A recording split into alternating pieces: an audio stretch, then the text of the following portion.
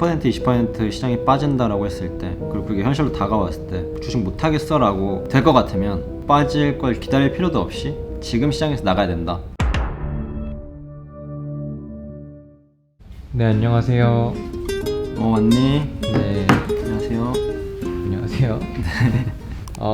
드디어 올랐어요. 드디어 장이 올랐어요? 네, 알고 계시면서 왜 모른 척하세요? 이런 작은 반등은 반등이 아니다. 아, 그래요? 그래도 많이 올랐는데. 많이 내렸으니까 미국 증시 따라서 반등하는 것도 뭐 맨날 주장장 빠질 수 없잖아요. 주변에 정말 주말까지만 해도 죽는 소리 하시는 분들 진짜 많았어요. 힘들다고. 나도 문자를 그럴 때 진짜 많이 받는 것 같아. 웬만하면 사람들이 나한테 안 보내는데 저번 주에는 조금 많이 보내더라고. 결국 이런 게 어떻게 보면 크게 보면 포트폴리오 관리인 거잖아요. 그쵸, 포트폴리오를 관리를 나한테 물어보더라고요. 자기 주식들 목록을 이렇게 쭈루룩 보내서 요거 어떤 거 같은가요? 이거 뭐 추매할까요? 이제 그런 얘기도 많이 해주시고. 그게 사실 핵심 포인트는 아니잖아요. 그쵸, 그거는 전혀 자기 주식에 대해서 모르고 있다라고 봐도 될 정도의 답을 듣고 싶어 하는 건 100번 1000번 이해하는데, 사실 그런 식으로 투자하면 굉장히 위험하다. 장기적으로 봤을 때 시장이 20% 빠져서 내 주식이 한 25% 30% 빠졌다. 그래서 내가 시장에서 나갈 것인가? 그때와 손절하고 그냥 주식을 그만할 것인가? 라고 고민해 볼 필요가 있는 것 같아요. 주식을 저도 12년 하면서 하락장을 계속 겪었잖아요. 거의 큰 하락장은 뭐 한 3-4번 정도 겪은 것 같고, 뭐 자잘한 이런 조정은 워낙 많이 겪었으니까 셀 수가 없는데, 이때 항상 드러나는 게 내 포트폴리오에 대한 자신감과 자금 관리가 항상 중요하게 드러나거든요. 위험 관리가 왜 그렇게 중요하고 자금 관리가 왜 중요한가 조금 생각해 볼 필요가 있는 것 같아요. 특히나 지금 같은 시장에서 많은 분들이 고민해 보셔야 될 부분인데, 급한 돈으로 투자하면 안 된다라고 생각하거든요. 내가 지금 주식을 짜놓은 포트폴리오가 1년 뒤에 2년 뒤에 당장 써야 되는 돈들을 투자한 것인지, 갑자기 내가 생활비로 써야 되는 자금을 가지고 투자한다라고 하면 굉장히 ong덩이가 무겁기 힘들잖아요. 그렇죠. 그래서 엉덩이가 무거운 투자를 해야 결국 시장을 아웃퍼폼할 수 있다라고 항상 이야기하는데, 10% 20% 시장이 빠진다라고 했을 때, 그리고 그게 현실로 다가왔을 때 주식 못하겠어 라고 될 것 같으면 빠질 걸 기다릴 필요도 없이 지금 시장에서 나가야 된다. 그런 시기는 반드시 오는데 그때 가서 나가니 지금 나가는 게 더 수익이 좋지 않은가라고 솔직한 마음으로 제 주변 분들한테 하는 얘기일 수도 있고요. 제 유튜브를 보시는 많은 분들한테도 쓴소리 아닌 이야기를 하게 되는 것도 워낙 저도 많이 겪어봤고, 그렇게 해서 시장에서 결국 포기하고 나가는 사람들도 많죠. 왜냐면 10% 2% 빠지면 내가 감내할 수 있는 손실의 범위를 넘어서기 때문에 심적으로도 상처를 받고, 자기 인생에서도 주식이 굉장히 무서운 것 같고 앞으로 그냥 하지 말아버리자 이렇게 돼버리는 사례를 셀 수 없이 많이 봤기 때문에, 그러면 그 사람들이 주식을 왜 그렇다고 해서 영영 또 안 하느냐? 그것도 아니야.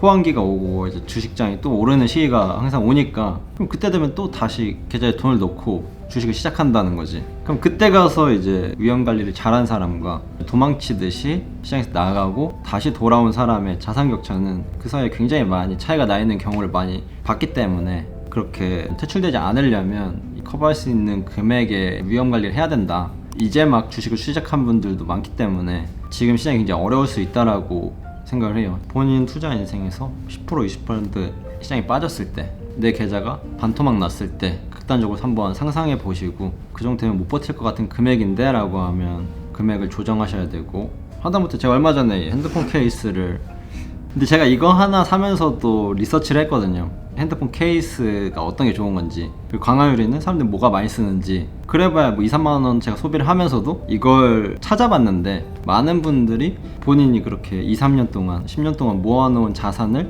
아무런 뭐 알아보는 과정이 없이 무턱대고 그렇게 사는 그 과정을 봤을 때 굉장히 무책임하다. 그랬을 때 하락장이 왔다고 본인이 괴로워할 자격이 있는가에 대해서 다시 조금 얘기를 해야 되지 않나. 많은 분들이 이 하락장에서 경각심을 느꼈으면 좋겠다. 말은 쉬운데 이 탐욕이라는 것 때문에 이 자금 관리를 하기가 굉장히 어렵다라고 저도 많이 느끼고, 초심자분들도 굉장히 어려울 거라고 당연히 생각을 해요. 그럴 때마다 항상 상기해야 된다. 투자 인생에서 우리가 1년에 한두 번 정도의 올바른 판단만 한다 그러면, 그리고 거기서 이 위험 관리가 더해진다라고 하면 굉장히 우수한 수익률을 내는데 기여할 거라고 보거든요. 그래서 이 하락장에서 내가 올바른 판단을 단 한 번만이라도 잘 해보자 그래서 그걸 위해서 뭐 어떤 회사 재밌는 회사인지 펀더멘탈적으로 우수하고 경쟁자가 없는지 그거에 맞게끔 내가 자산을 어떻게 분배해서 위험을 관리할 것인지 요 정도만 시도만 해보시더라도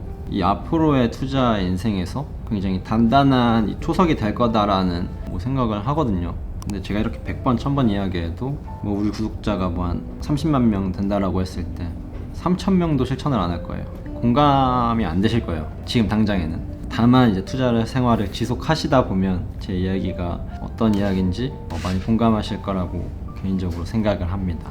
사실 코스피가 많이 떨어졌지만 3천을 깨지도 않았잖아요. 크게 보면 조정이라고 할 정도밖에 안 떨어졌는데 일반 투자자분들은 아무래도 이제 공부할 시간이 없다고 생각하시니까 큰 대형 주식들, 너무 유명한 주식들을 그냥 믿고 사시는 경우가 많잖아요. 우량주라고 해서.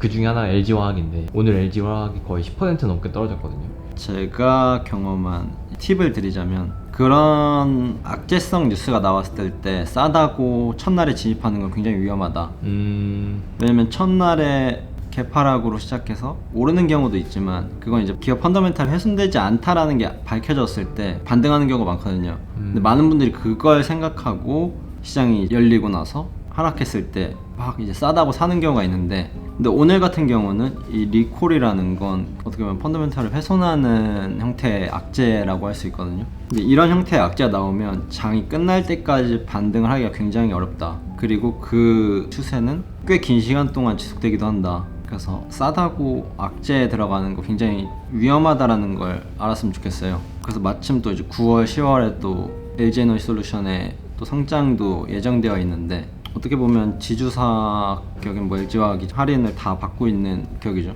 상장하는 데 있어서도 밸류에이션이 낮게 평가될 가능성이 있다, 지금의 악재로 인해서. 그래서 리콜 같은 경우는 사실 굉장히 가벼운 문제가 아니다. 과거에 토요타 미국에서의 케이스만 보더라도 기업을 흔들 만한 이슈가 항상 그 리콜 사태인데, 앞으로 전기차를 판매하는 회사들도 이 리콜 이슈에서 자유롭기가 굉장히 어렵다. 그러면 제가 두 가지 질문 드리고 싶은데, 첫 번째는 이미 들고 계신 분들 중에서 뉴스를 봤지만 그래도 나는 LG화학을 믿겠어 하고 버티신 분들 있잖아요. 네. 온전히 이 하락을 다 맞으신 분들, 그런 분들은 어떻게 해야 될까요? 내일이라도 뭐 팔고 다시 나중에 사고 그래야 되나요? 보통 보유하시는 분들은 악재 재료가 소멸된다라고 하는 좀 그런 과정을 거치거든요. 이게 주가에 다 반영되고 또다시 상승할 수 있는 모멘텀이 생기고, 그럼 이제 또다시 상승한다. 그랬을 때 내가 여기서 나가고 다른 걸 진입한다 라고 했을 때 굉장히 경솔한 판단이 되기 쉽다. 여기서 단기적으로 뭐 추가 하락을 5%에서 10% 피할 수는 있을지언정 이 다음의 판단이 과연 이걸 보유하는 것보다 우수한 판단이냐에 대해서도